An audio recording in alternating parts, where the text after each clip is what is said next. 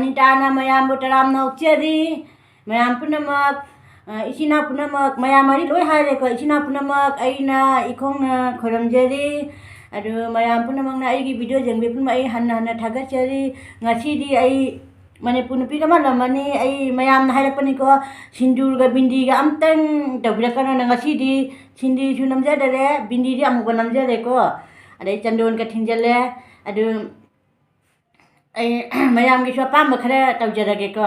ꯑꯗꯨ ꯑꯅꯨꯁꯤꯡꯍꯅ ꯉꯥꯔꯦꯟ ꯆꯥꯕꯤꯔꯛꯑꯣ ꯍꯥꯏꯔꯛꯄꯅꯦꯕ ꯑꯗꯨ ꯉꯥꯔꯦꯟꯁꯦ ꯑꯩ ꯆꯥꯍꯧꯒ ꯉꯥꯔꯦꯟꯒꯅ ꯄꯛꯆꯩꯑꯅ ꯁꯤ ꯆꯥꯍꯧꯒ ꯉꯥꯔꯦꯟꯒ ꯂꯩꯔꯦ ꯑꯗꯒꯤ ꯍꯥꯏꯔꯒꯦ ꯃꯊꯦꯜꯁꯦ ꯑꯃꯃꯝꯇ ꯁꯤ ꯆꯥꯍꯧꯅꯤꯀꯣ ꯑꯗꯒꯤ ꯁꯤ ꯌꯣꯡꯆꯥꯛ ꯕꯖꯥꯔꯅꯤ ꯌꯣꯡꯆꯥꯛ ꯕꯖꯥꯔ ꯂꯩꯔꯦ ꯑꯗꯩ ꯃꯔꯤꯟꯈꯥ ꯉꯧꯕ ꯂꯩꯔꯦ ꯑꯁꯤ ꯀꯣꯠꯅꯕꯒꯤ ꯀꯣꯕꯤ ꯃꯅꯥ ꯇꯥꯕꯤ ꯑꯗꯩ ꯁꯤꯅ ꯁꯤꯡꯖꯨ ꯂꯩꯔꯦ ꯁꯤꯡꯖꯨ ꯍꯥꯎꯔꯣꯏꯗ꯭ꯔꯥ ꯁꯤ ꯁꯤꯡꯖꯨꯁꯦ ꯑꯩ ꯁꯤꯡꯖꯨꯁꯦ ꯌꯥꯝ ꯄꯥꯝꯖꯩ ꯑꯗꯒꯤ ꯁꯤꯅ ꯉꯥꯔꯦꯟ ꯂꯩꯔꯦ ꯉꯥꯔꯦꯟ ꯑꯣꯏꯅ ꯉꯁꯤꯗꯤ ꯆꯥꯊꯔꯒꯦꯀꯣ ꯃꯌꯥꯝꯅ ꯑꯩꯒꯤ ꯚꯤꯗꯤꯑꯣꯁꯦ ꯑꯩ ꯁꯛꯁꯦ ꯐꯖꯗ꯭ꯔꯁꯨ ꯑꯩꯒꯤ ꯍꯩꯖꯥꯡ ꯃꯊꯦꯜꯁꯦ ꯑꯣꯏꯅ ꯌꯦꯡꯕꯤꯔꯣ ꯑꯗꯒꯤ ꯀꯩ ꯍꯥꯏꯅꯤ ꯁꯛ ꯊꯤꯔꯗꯤ ꯂꯥꯏꯅ ꯁꯦꯝꯃꯛꯄꯅꯤꯅꯀꯣ ꯑꯗꯨꯅ ꯑꯩꯁꯨ ꯋꯥꯔꯧꯖꯗꯦ ꯁꯛ ꯊꯤ ꯍꯥꯏꯁꯨ ꯊꯤꯗꯤ ꯊꯤꯔꯦꯗꯅ ꯑꯗꯨꯅ ꯀꯩꯁꯨꯝ ꯋꯥꯔꯧꯕꯗꯤ ꯂꯩꯇꯦ ꯑꯗꯨ ꯃꯌꯥꯝ ꯆꯥꯕ ꯍꯧꯔꯁꯤꯀꯣ ꯑꯗ ꯑꯩꯁꯤ ꯂꯣꯏꯅ ꯎꯠꯆꯔꯕꯅꯤꯅ ꯍꯧꯖꯤꯛ ꯑꯩ ꯆꯥꯕꯁꯦ ꯍꯧꯔꯒꯦ ꯆꯥꯕꯁꯦ ꯌꯣꯡꯆꯥꯛ ꯕꯖꯥꯔꯁꯦ ꯁꯤꯒ ꯑꯣꯏꯅ ꯊꯝꯃꯒꯦ ꯆꯥꯕ ꯅꯨꯡꯉꯥꯏꯅꯕꯩ ꯆꯥꯍꯧꯅꯤꯅ ꯑꯗꯨ ꯌꯦꯡꯉꯨꯁꯦ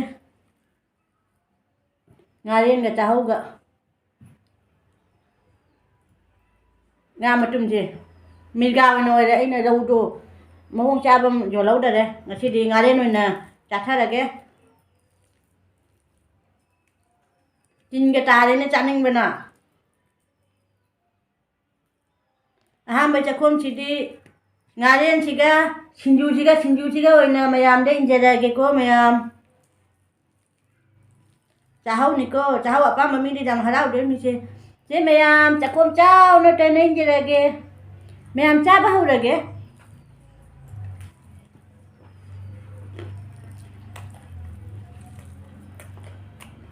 ꯍꯥꯎ ꯌꯥꯝ ꯍꯥꯎ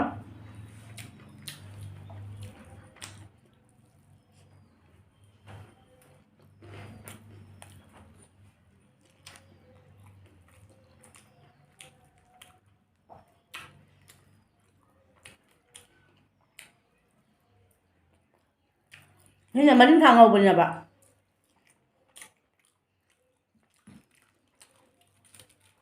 ꯑꯝꯇ ꯂꯥꯏ ꯁꯤꯡꯖꯨꯁꯦ ꯑꯝꯇꯪꯗꯤ ꯀꯣꯠꯊꯔꯤꯒꯦ ꯁꯨꯃꯥꯏꯅ ꯁꯤꯡꯖꯨꯁꯦ ꯍꯥꯎ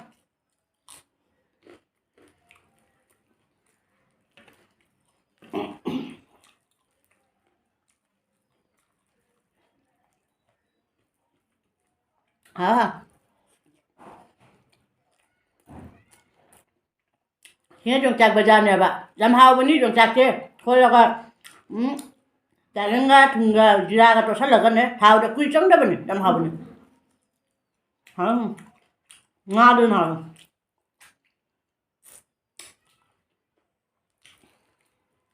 ꯆꯥꯍꯧꯒꯤ ꯃꯍꯥꯎꯁꯤꯗꯤ ꯉꯥꯔꯦꯟꯁꯤꯒ ꯂꯣꯏꯔꯦꯅꯦ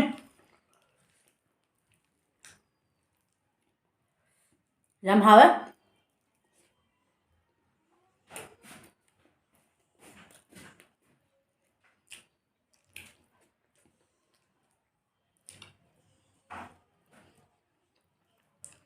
ꯃꯔꯤꯟꯈꯥ ꯉꯧꯕꯁꯨ ꯌꯥꯝ ꯍꯥꯎꯋꯦ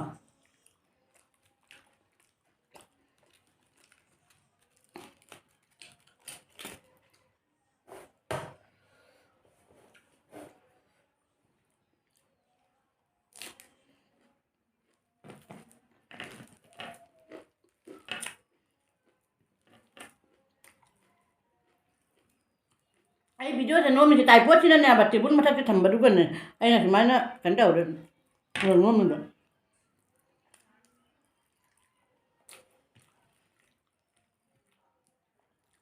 ꯆꯥꯍꯧꯒ ꯉꯥꯔꯦꯟꯁꯦ ꯆꯥꯔꯒ viral ꯑꯣꯏꯖꯔꯒꯦꯀꯣ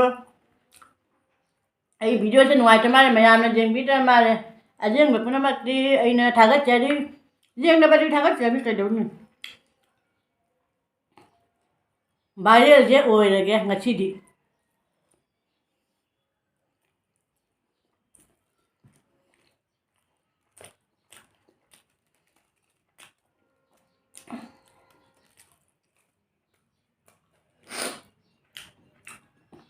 ai hangam mà tụi nó đâm hình nó đi cô ở đây cô bị mà đã bị thế hề lên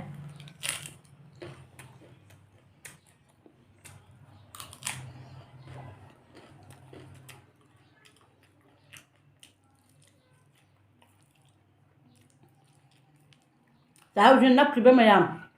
nak emma hả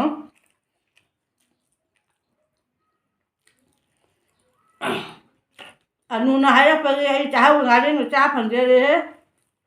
thagat je di anu mung si bi anu thagat je di ngaring ng cha phang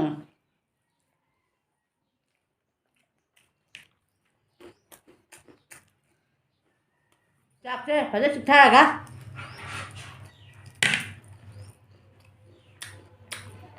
hả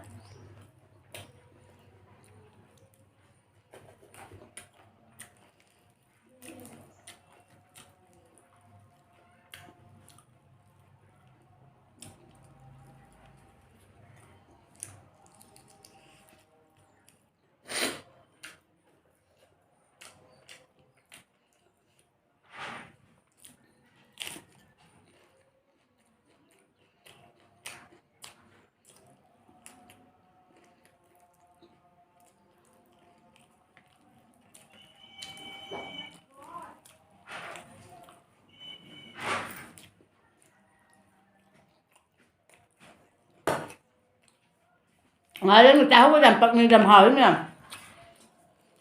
hỏi phúc bậc hai rồi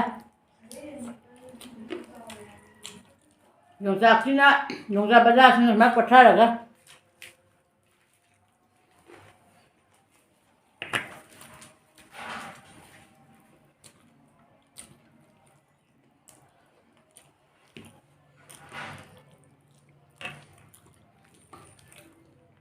ơi ngầm nó sao đó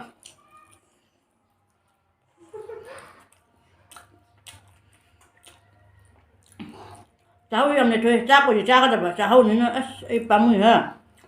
hao và súng bấm nhiều chưa hả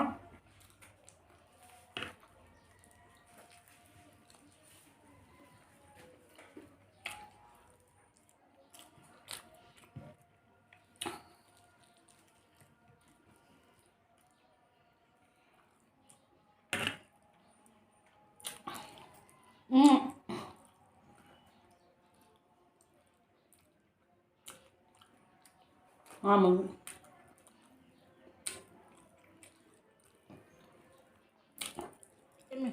le thôi bộ phải ra azan baka na te phải ra hào đó cái gì đó không bụt ra pi khai ra nổi tạp biến nè hả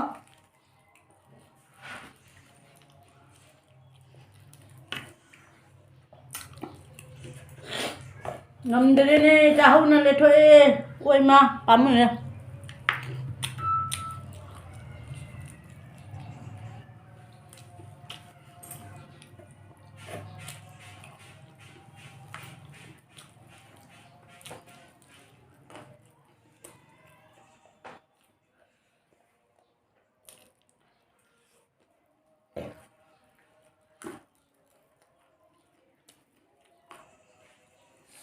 mẹ ai cháu sẽ lấy thôn là cha mình đấy máy nó đi lemon bật đi đầu thì coi nung với chiếc máy này lemon bật đi cha cái lemon bật đi hình đấy nó đi cháu thì nó ai ngầm ra cha ba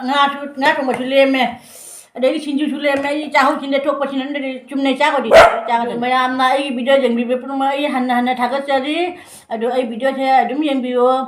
rồi ai video thế nó ngay đi like em mới tập video share tập video subscribe tập video comment nung xin chỉ comment cái video